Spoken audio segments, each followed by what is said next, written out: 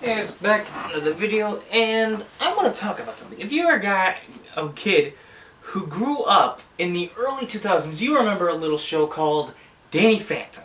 As you know, I was a big Danny Phantom fan. For the love of God, I binge watched, and I got this done in one friggin' day. Let me tell you that. What the heck? Where's the remote? Hold on. Oh, duh, it's right there. Turn that back off.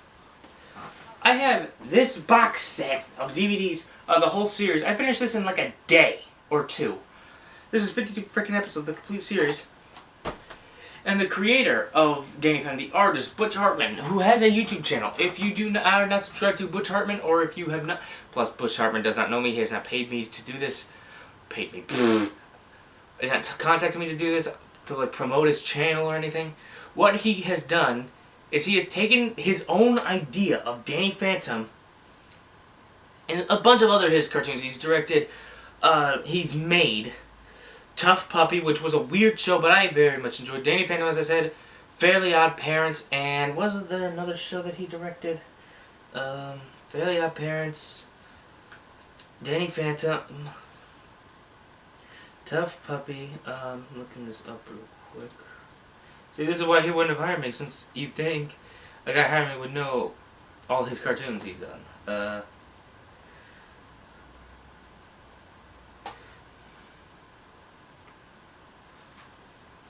Oh yeah, something called Bunsen is a Beast, something like that. So there's only been 3 shows, technically 4 with Bunsen, but I haven't heard anything about that show. But they've all been such they've all been such great cartoons. Bunsen only lasted 2 years. Well, to be fair, his other shows, Danny only lasted 3 years. Really, it was only 3 short years? That seems... Well, it was 52 episodes, and a lot of them were lived in reruns. Fairly Odd Parents died in 2017. Hopefully it's dead, because it died after season 10 after they introduced Chloe. I have nothing against that character. I have nothing... It's just... Usually when a show like Fairly Odd Parents would introduce a new character, it is just to see what would work, like with Poof, with Sparky and Chloe. I have nothing against new characters, just when you kind of already get a feel for what kind of personality... Chloe has an interesting personality. She's like this happy, can-do girl with a positive energy who likes to help people, but then she has that... Then she has a fiery fucking temper. I shouldn't be swearing. I'm trying not to swear other than for no other reason than to be politically correct or trying to not offend anyone. I just want my little cousins to watch my videos a lot more than when they should not be when I am swearing. Yeah. And Tough Puppy lasted 5 years. Tough Puppy seems to go by fast. Anyway, blah blah blah. Danny Phantom. There's a video, and I will link both his channel if I can and this video of from Butch Hartman's channel in the description.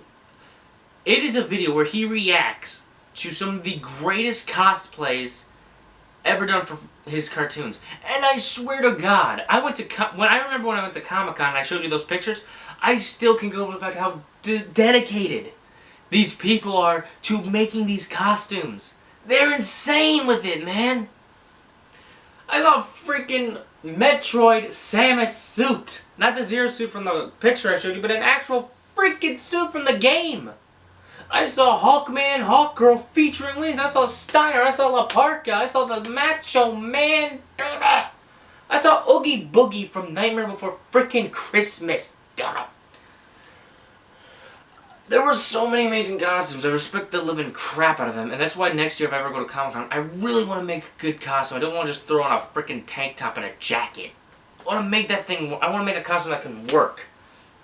Anyway, back to the main thing. When he saw this, when he was doing this cosplay thing, there was one costume in particular that really caught his eye and directed this. If I remember correctly, it was a picture, it was a woman dressed up as the character of Kitty, the girlfriend of Johnny 13. And he proposed the idea, do you want to see me write and cast a Danny Phantom live-action movie? Please, God, yes! Live-action movies of animated cartoons have always been such a tricky subject.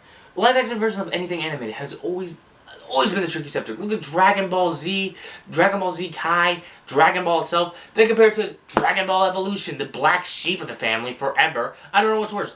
Dragon Ball Evolution or Dragon Ball, what was it? What was it? It was the freaking one with the rap intro that was, I think it was American produced, I don't know. Be honest, I don't watch Dragon Ball. Shocker. Crazy. I know, people might hate me for that. Then there was the live act, comparing Gem in the hologram to Gem in the freaking movie. Horrible. But then there's the rare good, then there's the good ones. Now just let me think of them. The only one on my head is a movie I watched last night, which was Robin Williams' first movie, Popeye the Sailor Man, which is actually, I'm going to talk about that in So Bad It's Good, but hear me out when I make that, okay? I'm not insulting Popeye. I actually really enjoyed the movie, so wait till that video comes out, I promise.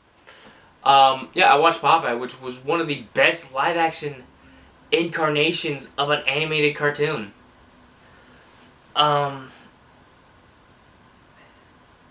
Then there's well, no, Sonic was a video. That's weird. There's not that many live-action movies, cartoons or something. Not that I can think of at the moment, though. But here's the thing. This is why they suck. Same with video game movies. Until Sonic and what was the last video game? Detective Pikachu. Video game movies and even animated cartoon movies had animated live-action cartoon movies had such a bad reputation. But I think it's because of this. It's because the director, the writers, those people do not look at the source material. They don't look at the source. That's what I think the problem was with Dragon Ball. Dragon Ball was more like they look at the highlights of the Dragon Ball cartoon and then just ran with it with horrible casting. With Gem, they just said Gem and the holograms and then did everything they wanted. I mean, for the love of God, with this Gem... I love that I'm going to talk about Danny Phantom live action movie, then I'm talking about this, but I don't care. I need to say this. They actually put a poll... They actually did something where they asked the fans, and this was before the movie came out, to dress up as... Tell why they loved Gem and the Holograms, which is an 80s cartoon, by the way. And what do? They edit the reel to make it look like they're talking about, not the cartoon, but the horrible movie that they watched. This horrible incarnation of something they love. And they take this praise of the cartoon and make it seem like they're talking about the movie. It's not even that good. You can see they're wearing clothes of the cartoon, they're dressed like the cartoon characters, they're even watching the dang show in the background. Back to Danny Phantom. That's what would work with a Danny Phantom cartoon if Butch Hartman is writing the script and is casting the members of the show. Oh yeah, Kim Possible. That actually got it. And Dora the Explorer, now they're coming to me. Those are certified fresh on Rotten freaking Tomato. Holy crap with that. I still want to see those movies because I want to see if they're worthy of their certified freshness.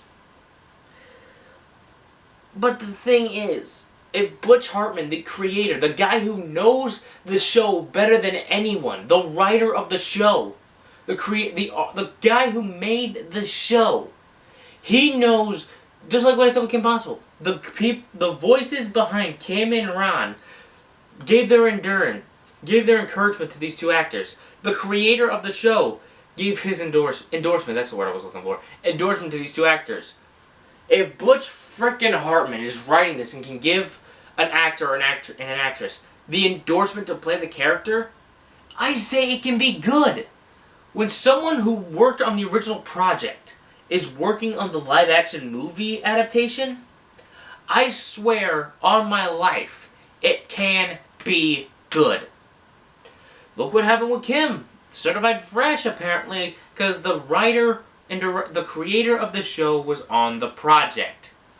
Yes, costume design was a little funky, and it had that early 2000s vibe, but I say this, even if I do believe and agree that the movie should come out years ago, I think that it's supposed to have that 2000s vibe, because Kim Possible was an early 2000s movie. Like, early 2000s cartoon. That surpassed the test of time. But I want to give that as an answer. Yes or no, would you watch a Danny Phantom live-action movie written and casted by Butch Hartman?